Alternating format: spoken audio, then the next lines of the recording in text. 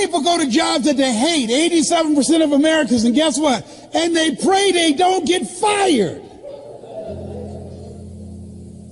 That's no way to live. That's why you're here. You just said, you know what? No, I ain't going out like this. I'm telling you. And people think you're crazy, and you are. You got to be crazy today. You got to be out of your mind. My favorite book said, let that mind be in you. You got to have another mind in you that says, I got this. This is my life. I own this. I'm going to call the shots here. Nobody's going to tell me how much I'm worth, what time I can take a lunch break. I'm not going to anybody and ask for permission to take my family on vacation. No, I got this. I've got a vehicle that can take me to another place. That's why you said yes. Give yourselves a round of applause. Mr. Washington said, Mr. Brown, transform your mindset. Number 2, he said, practice. Let us say together, OQP. Write this down. Only quality people. Only quality people. You don't want everybody in your organization. You want only quality people. Here's something else he said. Mr. Brown, yes, sir. And this is what we're going to do in this presentation. That's called presentation power. He said, develop your communication skills, how you present yourself, how you sell yourself. He said, once you open your mouth, you tell the world who you are. And then he said something else. Let us say together with conviction. I want everybody to join me on this. Let us say together, you got to be hungry. Say it again. You got to be hungry. He said, what do you want to do with your life, young man? I said, sir, I want to buy my mother a home. He said, you got to be hungry. I said, what do you mean by that? He said, people that are hungry are willing to do the things today others won't do in order to have the things tomorrow others won't have. He said, people that are hungry are relentless. People that are hungry are unstoppable. People that are hungry refuse to give up. People that are hungry, no excuse is acceptable for not making their dream become a reality. I said, I'm hungry, sir. I'm hungry to take care of my mother. I'm hungry so that she'll never have to pay another bill once I turn 18. And she hasn't, Mr. Washington. I'm hungry, sir, for another life. I'm not going to die here in Liberty City. I want to travel, sir. I want to see the world. He said, you can do that, sir. He said, practice OQP, only quality people. If you run around with 9 broke people, he said, I guarantee you, you'll become number 10. He said, work on your mindset. Listen to these audio programs I'm giving you every day. Glenn Turner, Dare to Be Great, every day. Dr. Norman Vincent Peale, Jim Rohn, every day. Zig Ziglar, program your mind, Mr. Brown. He said, how do you plan to buy your mother a home? I said, sir, I want to become a disc jockey. He said, is that right? I said, yes, sir. He said, good. He said, work on your mind. Here are my car keys. What do you want me to do with this? At lunchtime, go in my car, turn on the radio, and listen to Paul Harvey. Why? He's the world's greatest communicator. You want to be successful? Yes, sir. He says, listen and study people that are great communicators. That's the key to controlling your future. I said, but that's at lunchtime. In order to be successful, you got to be hungry. You got to be willing to do the things today others won't do. Are you willing to do that to be successful? To buy your mother home? Yes, sir. Yes, sir. And that's what you have done. You've got some goals that you want to achieve. There's some things that you want to do. And you've said to yourself, I'm willing to face the no's. You said to yourself, I'm willing for people to laugh at me. You said to yourself, I'm willing to gut this out. You said to yourself, I'm willing to make this happen. You said to yourself, I'm going to do whatever it takes to build this business. I can do it. If anybody's ever done it at any point in time in history, then what's possible for one is possible for me, and I'm going to do it. That's what you said to yourself.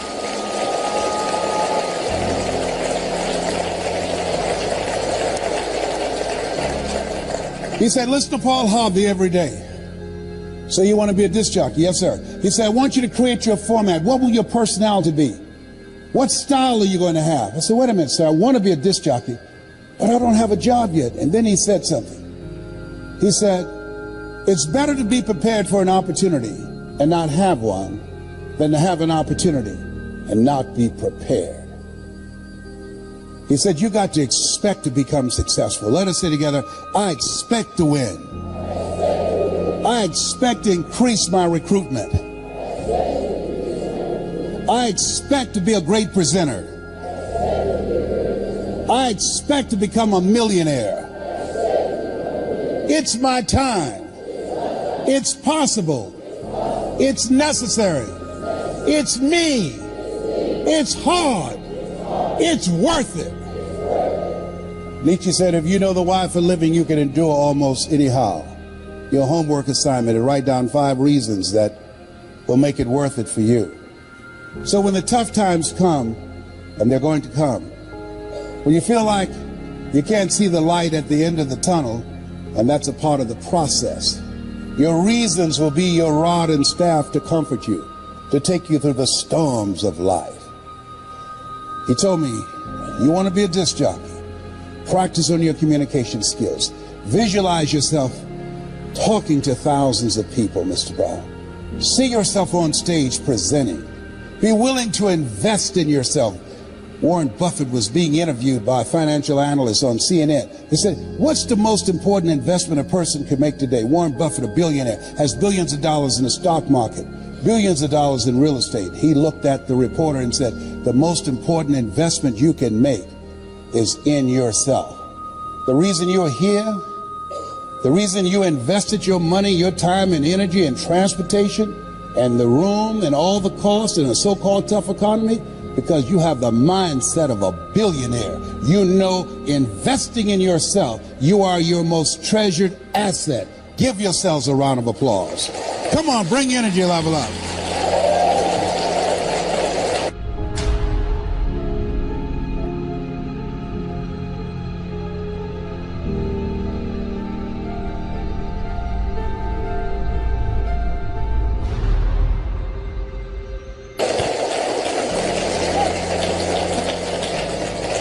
So he said, Mr. Brown, I've done all that I can do for you.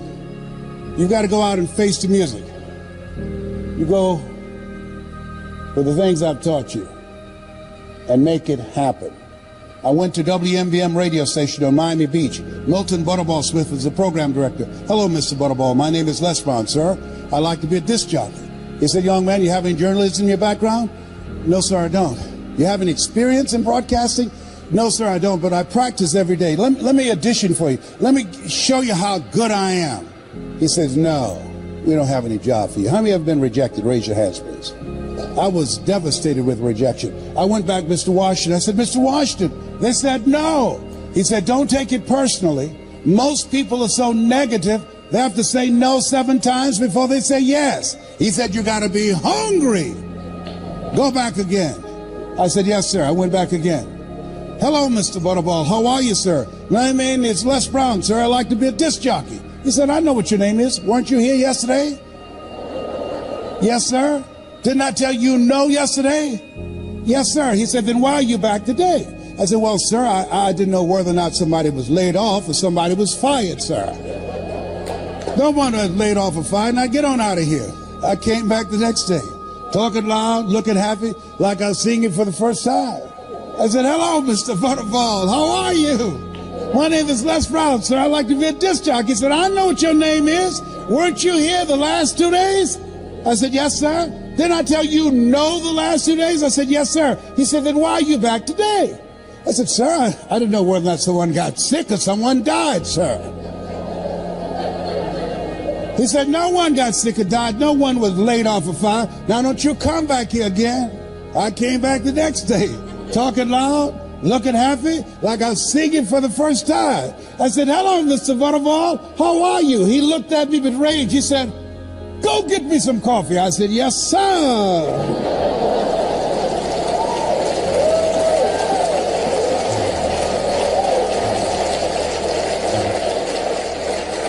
My favorite book said, the greatest among you will be your servant.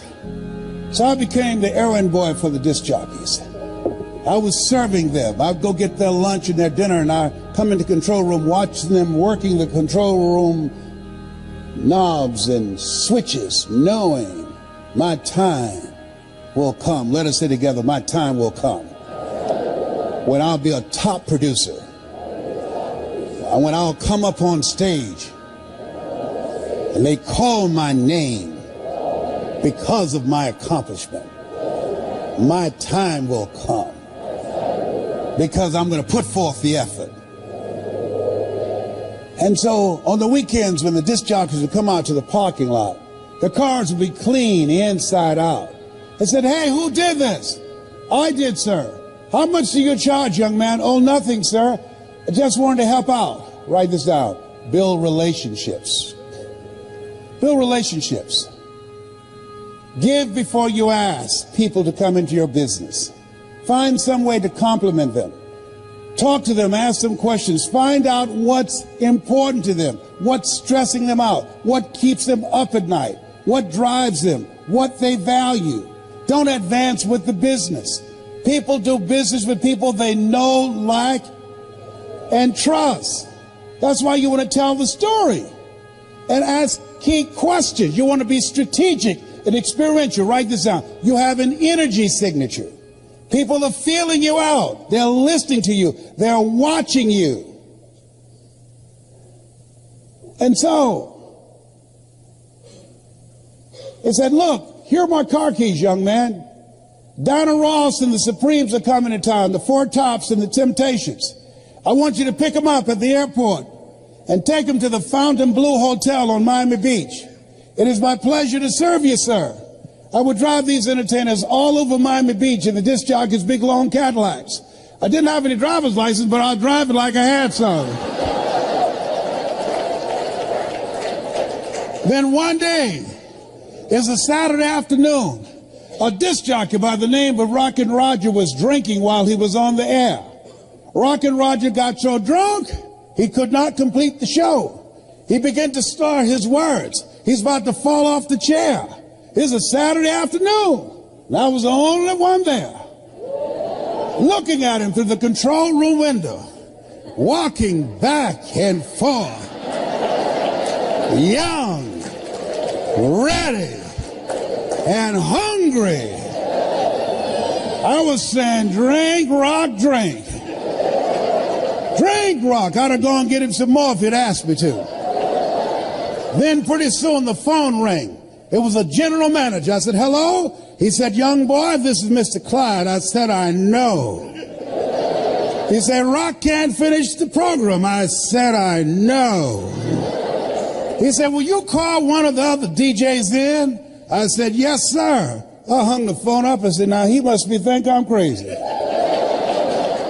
I called my mama and my girlfriend, Cassandra. I said, y'all come out on the front porch, turn up the radio. I'm about to come on the air.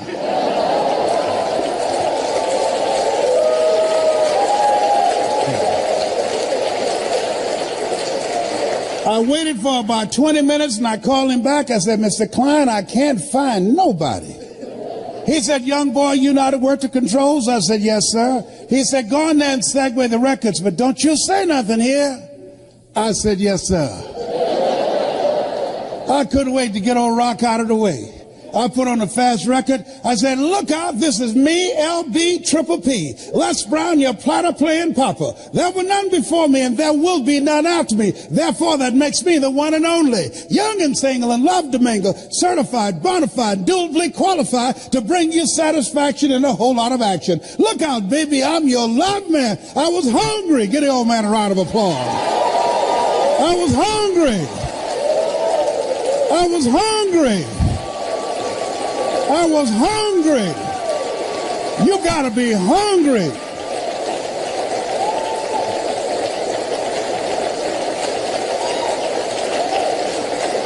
Shake someone's hand on your right and left and say, you gotta be hungry. Do that right now. Shake somebody else's hand. Say, you gotta be hungry.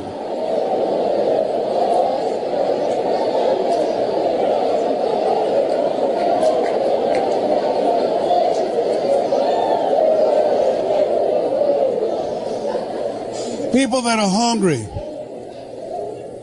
believe if you do what is easy, your life will be hard. But if you do what is hard, your life will be easy. People that are hungry believe what Zig said when he said, if you give enough people what they want, they will give you what you want. People that are hungry believe always strive to get on top in life because it's the bottom that's overcrowded. People that are hungry are uncommon people. They say yes to their dreams. They say yes to an opportunity where they can develop their entrepreneurial skills, where they can develop their mind and their leadership skills, where they can become versatile and flexible and create and build a business they can be proud of. People that are hungry have a vision of themselves when they leave here, leaving a legacy and not liabilities. People that are hungry understand that most people die at age 25 and don't get buried till they're 65 because they're not willing to take a chance on themselves. People that are hungry are a rare breed. They're risk takers. I don't know what you want to do. Seemed like yesterday when I was the new kid on the block. Now at 68, I'm the old timer. I used to think people in their 40s were old. Now at 68, I feel like I served at the Lord's Supper. And I know I look young for 68 because I used mascara to cover my gray hair. I was over there asking Maria. I said, Marita, can you have any of this mascara? She said, oh, you look just fine. My kids say, Daddy, you look distinguished with your gray hair. I said, 68, I'm not trying to look distinguished. I'm trying to look young. I got to tell you this story. Don't tell anybody, please. I gave this speech at the Georgia Dome. And after I finished, it's called It's Not Over Till I Win. And after I finished, somebody came back and said, Mr. Brown, I know you're tired, and our speaker canceled. Do you have enough energy to do another program? I said, no, I'm tired. He said, we can pay your full fee of $25,000. I said, the Lord is able.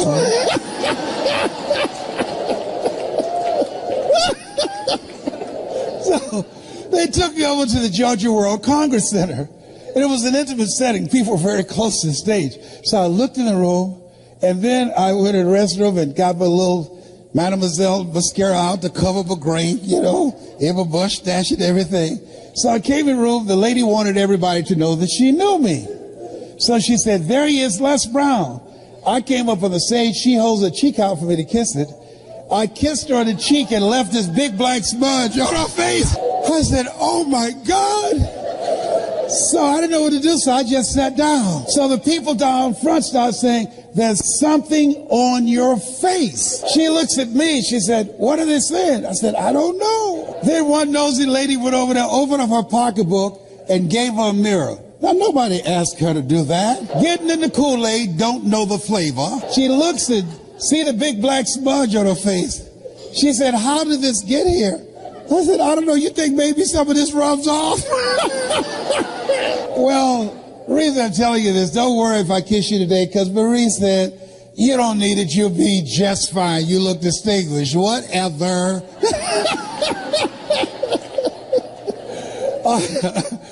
How many of you like to learn how to improve your presentation skills? Raise your hand. We're going to do a webinar that will walk you through a process and teach you how to tell your story, so you can speak in your community on a volunteer basis and be able to make a difference. How many of you like to make a difference with your story? Raise your hands. Very good. We will show you how to do this. I've been doing this now for 40 years. I love and admire Eric Worrier for who he is, me as a friend, but the passion that he has in giving you the tools that you need, not just the mindset, but the skill set of what it takes to build a strong multi-level marketing business. I can tell you, based upon my experience, and he's not paying me to be here. He's got a blue light special going on up in here. This is my friend that I love him. There are a few people who can call me, and I'll get on a flight and only had 4 hours of sleep to come in and speak. I was very subdued and conservative today, but I love and admire him. I'd like to leave this with you. After leaving Zig's memorial yesterday, who was a great man, who contributed so much to so many people. I said, God, let me touch and change millions of people's lives like Zig has done. Let me make my mark like he made an incredible mark. Let me touch hearts and minds like he touched me when I first saw him. And I drove many miles, 400 and 500 miles, to see him and Jim Rohn and Dr. Norman Vincent Peale and Charlie Tremendous Jones. Let me be an instrument to give people hope, to inspire them to expand their skill set, to encourage them to create collaborative, achievement-driven, supportive relationships. God, let me live a life that counts, that means something to people. God, help me to be able to inspire people like Mr. Washington inspired me, like Mike Williams, my mentor for the past 43 years, who saw something in me I could not see in myself, who believed in me when I didn't believe in myself. Please let me live a life that matters. I want to leave this with you. At this stage of my life, my goal is to train 100,000 speakers who will have one message: hope, skill set, and collaborative relationships that will change how people think, how they feel, and how they act. 100,000 people outside of religion and outside of politics, both of which I believe polarize and divide people. 100,000 ordinary people who want to live an extraordinary life. God, give me the stamina and the vision to use my gift that you have given me to work with people who are hungry to make their lives count. I want to leave this with you that my mother used to love to say to me when she was in pain. Leslie, yes ma'am, come in here. Yes ma'am, mama. What is it, baby? Say that thing for me, boy. That makes me feel good. Yes ma'am, mama. My mother's dream was to raise 7 children she didn't have, to make sure we had a roof over our head and food on the table.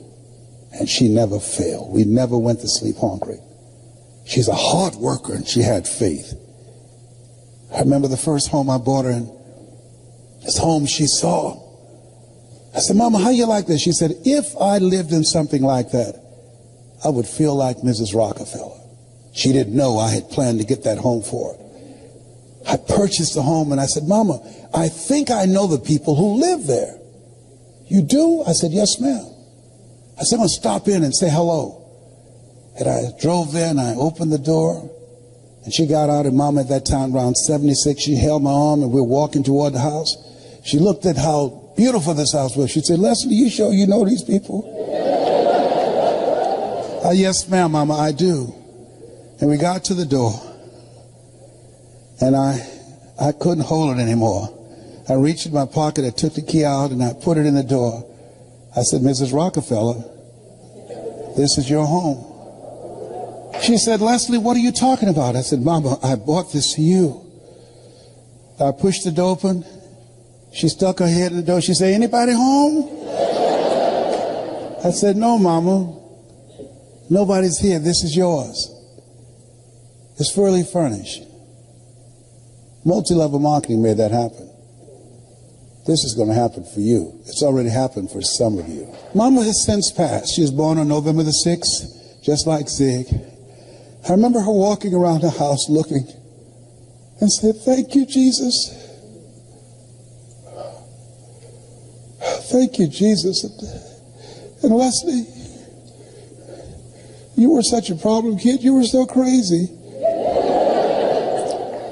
I said, I know, Mama, but I'm rich now.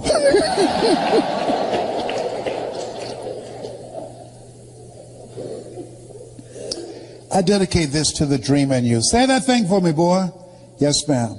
If you want a thing bad enough to go out and fight for it, to work day and night for it, to give up your time, your peace, and your sleep for it, if all that you dream and scheme is about it, and life seems useless and worthless without it, and if you gladly sweat for it and fret for it and plan for it and lose all your terror of the opposition for it, and if you simply go after that thing that you want with all of your capacity, strength and sagacity, faith, hope, and confidence, and stern pertinacity,